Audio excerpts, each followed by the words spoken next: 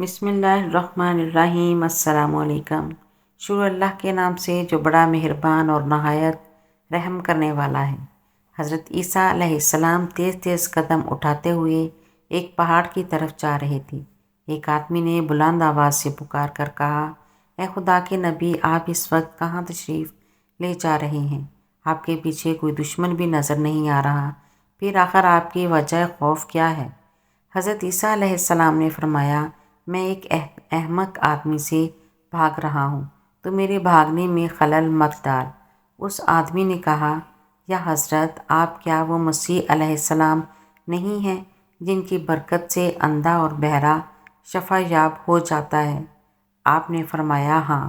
اس آدمی نے کہا، کیا آپ وہ بادشاہ نہیں ہیں جو مردے پر کلام الہی پڑھتے ہیں اور وہ اٹھ کھڑا ہوتا ہے؟ آپ نے فرمایا، ہاں۔ اس آدمی نے کہا، کیا آپ وہ ہی نہیں ہیں کہ مٹی کے پرندے بنا کر ان پر دم کر دیں تو وہ اسی وقت ہوا میں اڑنے لگتے ہیں؟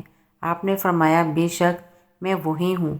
تو اس شخص نے حیرانگی سے پوچھا کہ اللہ نے آپ کو اس قدر قوت عطا کر رکھی ہے تو پھر آپ کو کس کا خوف ہے؟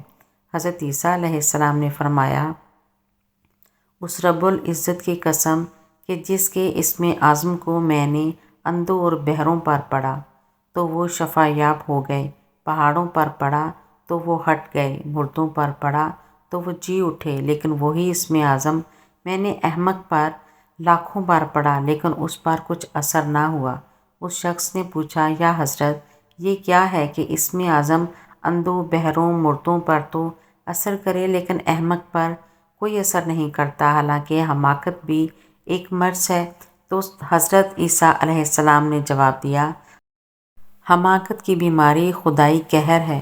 حضرت شیخ سعدی شیرازی چھوٹی عمر کے تھے کہ ایک دفعہ اپنے والد صاحب کے ہمراہ عید کی نماز کے لیے جا رہے تھے کہ لوگوں کی بہت بھیڑ تھی، اس لیے والد نے انہیں نصیحت کی کہ دیکھو بیٹا، میری انگلی نہ چھوڑنا ورنہ رش اور بھیڑ میں گم ہو جاؤ گے۔ لیکن راستے میں ننھے سعدی نے والد کی انگلی چھوڑ دی اور کھیل کود میں مشغول ہو گئے، جیسا کہ بچوں کی عادت ہوتی ہے۔ کھیل سے فارغ ہو کر جب والد کو قریب نہ دیکھا تو مارے خوف کے رونے لگے۔ اتنے میں والد بھی انہیں ڈھونڈتے ڈھونڈتے وہاں آ گئے۔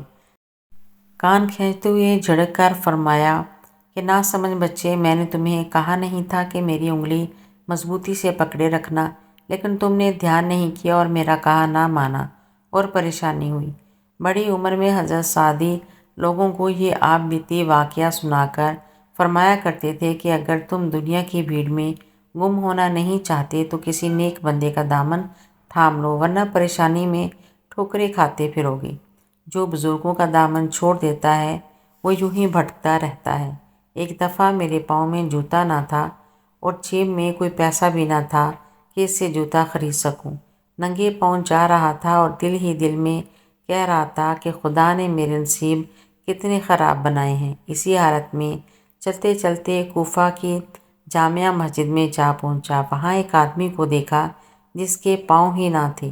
میں فوراً خدا کے حضور سجدے میں گر گیا اور خدا کا شکر ادا کیا کہ جوتا نہ سہی اللہ تعالیٰ نے مجھے پاؤں تو دیے ہیں۔ اللہ حافظ۔